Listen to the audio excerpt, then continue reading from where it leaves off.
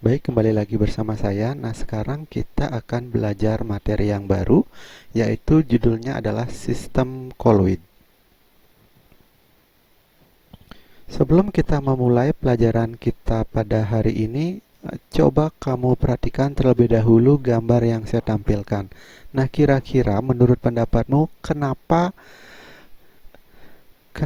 bisa terjadi eh, pancaran berkas-berkas sinar seperti ini ya? Kemudian yang kedua, pernahkah kamu melihat awan? Apa sih sebenarnya awan ini? Dan yang ketiga adalah, nah ini adalah mungkin adalah salah satu makanan yang paling kamu sukai karena sifatnya yang lembut. Nah, ini disebut dengan jelly. Nah, kenapa jelly ini bisa terbentuk?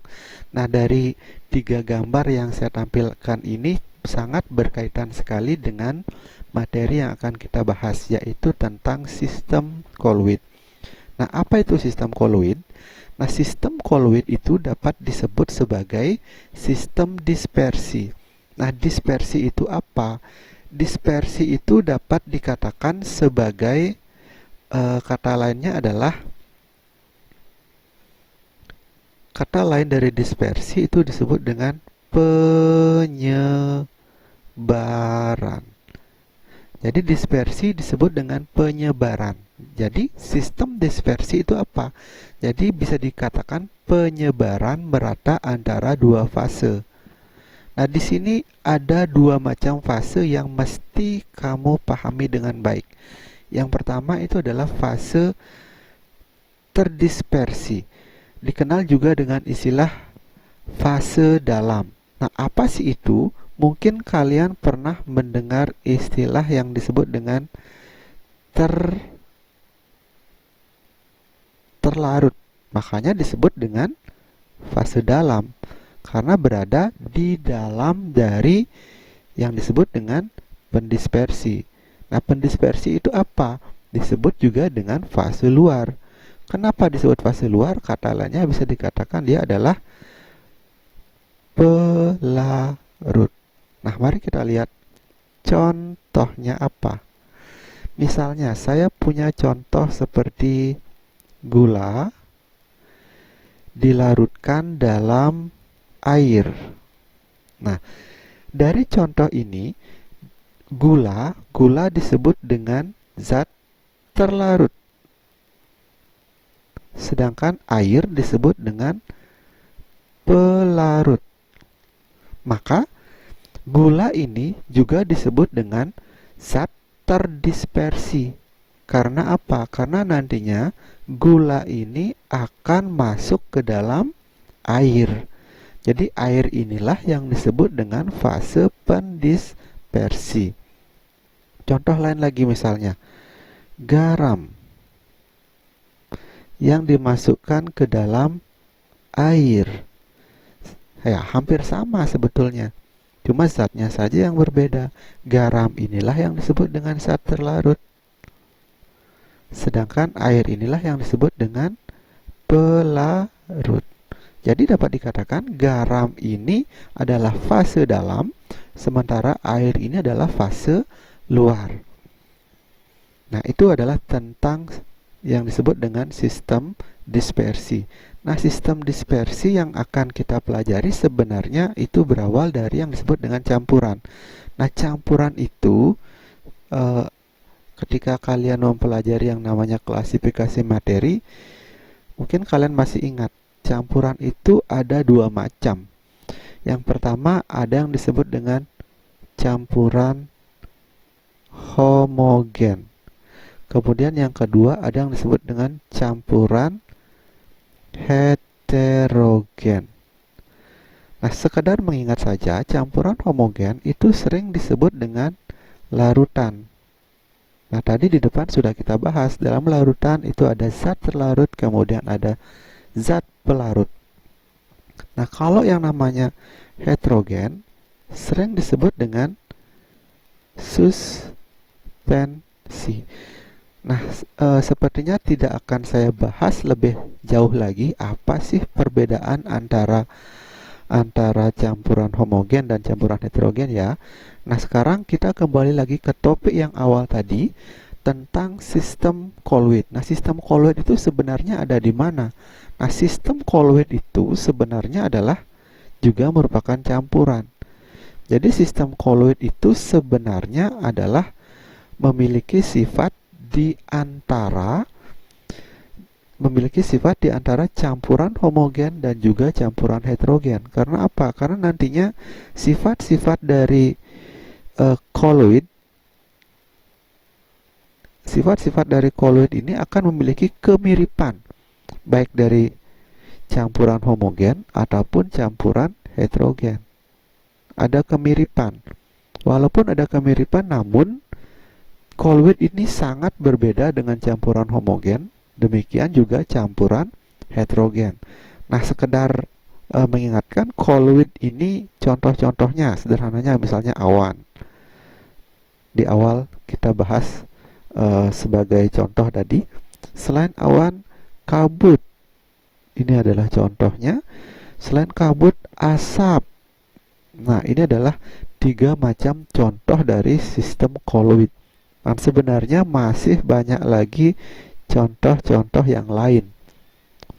Ya, nanti kita akan bahas. Tapi sebelumnya kita akan membahas terlebih dahulu apa sih sebenarnya perbedaan dari campuran homogen dan campuran heterogen. Demikian juga perbedaan campuran homogen, campuran heterogen dengan sistem colloidnya. Nah, di sini saya tampilkan ada banyak sekali perbedaan-perbedaan. Yang pertama itu adalah dalam hal bentuk campurannya bagaimana. Nah, di sini larutan dapat dikatakan campurannya sifatnya homogen. Nah, homogen itu seperti apa? Homogen itu disebut dengan serba sama. Jadi di setiap bagian campurannya akan memiliki sifat-sifat yang sama. Berbeda dengan yang namanya suspensi. Suspensi itu disebut dengan heterogen. Kebalikan dari serba sama, yaitu tidak serba sama. Nah, contohnya seperti apa? Nah, ini saya berikan contoh. Nah, ini larutan. Larutan tadi bentuk campurannya dikatakan dia homogen. Nah, ini apa sih? Nah, ini adalah contoh dari larutan kalium permanganat atau larutan dari KMnO4. Ini adalah KMnO4-nya dilarutkan ke dalam air. Nah, nanti seluruh bagian dari KMnO4 akan menyatu ke dalam air, sehingga di setiap bagian cairan ini memiliki warna yang sama. Itulah yang disebut dengan homogen. Berbeda dengan suspensi. Ini contohnya adalah air dicampur dengan pasir. Bisa kalian amati sendiri. Disebut dengan tidak serba sama. Tidak serba sama ya. Bagian di bawah yang di sini sangat berbeda sekali dengan bagian yang di atas. Ini sangat berbeda. Makanya disebut dengan heterogen. Nah, berbeda dengan colloid. Nah, colloid itu seperti apa? Ya, kamu bisa amati sendiri di setiap bagian cairannya. Ini adalah susu ya. Di setiap bagian cairannya memiliki warna yang sama, entah di atas, entah di bawah. Ini dia terlihat dia homogen. Nah, ini terlihat homogen. Jadi salah satu sifat dari colloid itu ya homogen. Nah, kemudian perbedaan yang kedua, dari segi kestabilan. Apa sih maksudnya kestabilan? Sederhananya seperti ini. Apa sih yang dimaksud dengan istilahnya kestabilan? Jadi kestabilan itu adalah kemungkinan dia akan terjadi istilahnya pengendapan. Nah, kalau pada larutan, misalnya ini adalah kalium permanganat, ketika didiamkan dalam jangka waktu lama, dia tidak akan mengendap. Tidak akan mengendap. Makanya pada larutan itu dia sifatnya stabil. Sama seperti misalnya gula dicampur dengan air. Walaupun dia didiamkan dalam jangka waktu lama, gula ada dalam larutan itu tidak akan pernah mengendap. Berbeda dengan suspensi. Ini adalah air ditambah dengan pasir. Ketika didiamkan dalam jangka waktu lama, ya otomatis pasir yang ada di dalam air ini akan mengendap. Dia akan turun lama-lama, akan menggumpal di bawah. Nah, ini namanya mengendap. Istilahnya mengendap atau menggumpal. Makanya dikatakan suspensi itu tidak stabil. Nah, berbeda dengan koloid. Nah, contohnya adalah susu. Walaupun didiamkan, susu yang ada yang tercampur dengan air, dia tidak akan mengendap. Ya, makanya dikatakan koloid itu dia stabil. Nah, ini dia kestabilan larutan itu, dia adalah stabil, koloid itu stabil, sementara suspensi tidak stabil.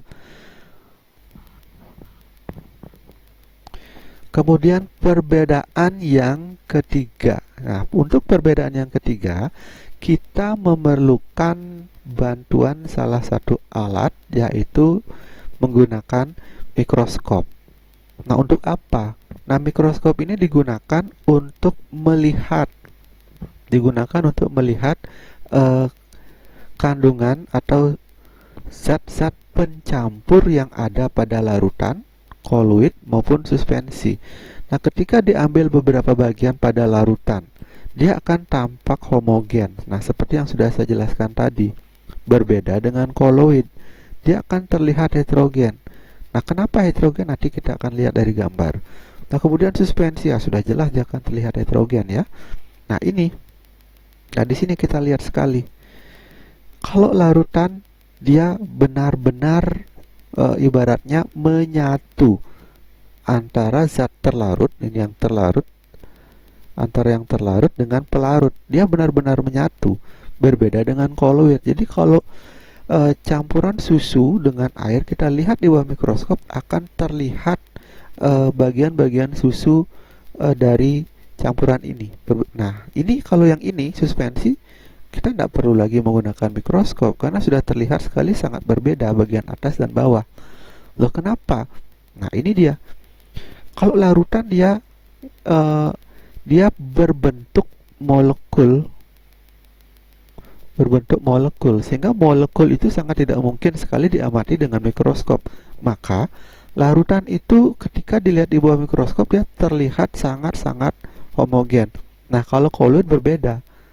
Dia akan terlihat bintik-bintik kecil-kecil yang tersebar secara merata di dalam campurannya atau di dalam sistem koloid, yaitu susu. Nah, kalau suspensi ya sudah jelas. Kita tidak perlu lagi melihat di bawah mikroskop. Sudah terlihat sekali perbedaannya ya.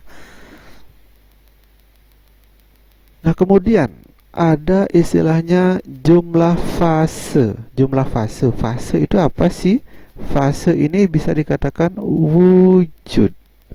Nah, pasti kalian sudah tahu wujud zat itu ada 3 macam ya. Ada padat, kemudian ada cair, kemudian ada gas. Nah, kalau larutan, nah tadi sudah dikatakan pada larutan dia campurannya bisa dikatakan menyatu sehingga menjadi satu buah fase. Seperti tadi antara kalium permanganat dengan air. Contoh lain misalnya gula dengan air. Gula dengan air ketika dicampurkan, tentu saja gulanya yang mula-mula berbentuk padat dan air yang berbentuk cair dicampurkan, dia akan menjadi satu buah fase saja, yaitu cair saja. Nah, berbeda dengan koloid. Seperti yang contoh yang ini. Yang ini terlihat sekali ada di sini ada fase cair yang merupakan pendispersi, dan ada fase padat yang merupakan terdispersi, sehingga dikatakan dia ada 2 fase, ada cair dan padat. Nah, kalau suspensi sudah jelas dia ada 2 fase di sini. Ada padatan yang ada di bawah di sini tadi dan ada cairan. Nah, di sini makanya dikatakan suspensi itu punya dua fase, sama dengan koloid. Nah, kalau sistem dispersinya bagaimana? Apa sih yang tersebar di dalam campuran itu? Kalau pada larutan, yang tersebar itu dalam bentuk molekul. Makanya ketika diamati dengan mikroskop, dia akan tampak homogen karena molekul itu tidak bisa dilihat dengan menggunakan mikroskop. Nah, berbeda dengan yang namanya koloid. Koloid itu masih bisa dilihat dengan mikroskop. Maka akan terlihat padatan-padatan halus, sangat halus sekali. Akan terlihat tersebar secara merata. Makanya dikatakan dia heterogen. Nah, kalau suspensi, dia ya padatan kasar, masih bisa diamati dengan mata telanjang. Nah, kemudian kalau disaring bagaimana? Kalau larutan, karena dia berbentuk molekul, ini karena molekulnya ukurannya sangat kecil, molekul sangat kecil ya. Seberapa ukuran molekul ya? Ini ukuran molekul. Kurang dari 1 nanometer atau kurang dari 10 pangkat minus 7 cm. Ya sangat kecil sekali.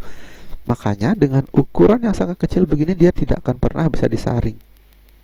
Berbeda dengan suspensi. Suspensi ukuran zat yang dicampurkan itu bisa lebih dari 100 nanometer, bisa lebih besar lagi, sehingga dikatakan jelas dia adalah dua fase dan pasti bisa disaring.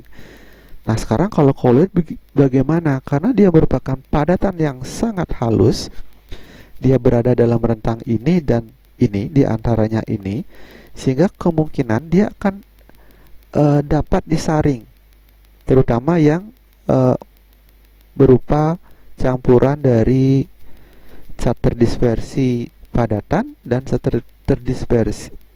pendispersi cairan. Ini bisa disaring dengan menggunakan saringan ultra. Apa sih saringan ultra? Nah, saringan ultra atau kata saring ini memiliki lubang atau rongga-rongga saringan yang sangat halus sekali, sehingga padatan-padatan yang halus yang ukurannya segini dapat tersaring ya. Nah, itu adalah perbedaan-perbedaan dari sistem koloid. Nah, sekian yang bisa saya sampaikan. Yang belum mengklik subscribe, silahkan di subscribe terlebih dahulu untuk menantikan video saya yang lain. Dan untuk video saya tentang jenis-jenis sistem koloid itu akan saya tampilkan dalam video terpisah. Sekian, terima kasih.